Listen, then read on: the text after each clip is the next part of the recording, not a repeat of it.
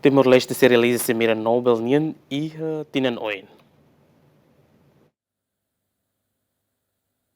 Ekaterina Jagladina, husi sekretariado permanente ba Prêmio Nobel Sira nebe residente iha Roma, tersane hasorumalu ho presidente República José Ramos Horta, pode diskuti konaba preparação cimeira Nobel nian batinang ringroron resinen nebe se realiza e Timor-Leste. Presidente República José Ramos Horta hateten Prêmio Nobel nian iha kategoria rua, hanesan Prêmio Nobel da Paz, nomos Prêmio Nobel Ciência nian. Sira estabelece secretariado e depois secretariado permanente para Prêmio Nobel Sira.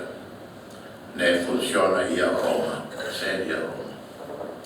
E Sira Martintina organiza Cimeira Nobel.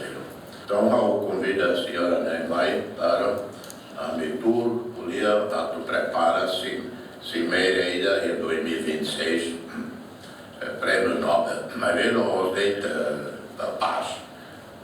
Paz, Rua Catolo, mas vê a área ciências.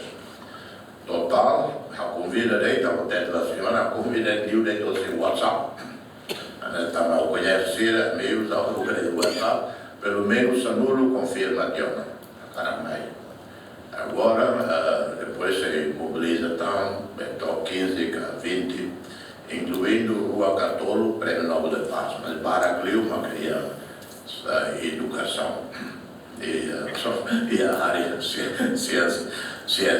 E halo em parceria com o Ministério de Educação Superior, o governo, e se meia política. Prêmio Nobel da Paz, usi categoria prêmio anual NEN, nebe estabelece usi Alfred Nobel nian, atu reconhece maka organização Sira nebe haloona serviço bot liu, ba fraternidade entre nação Sira, nomos promoção da menian. Enquanto Prêmio Nobel Ciência nian, nudar prêmio Sira ne reconhece realização científica Sira, nebe destacado hodifo benefício ba humanidade. Agostinho da Costa, GMN.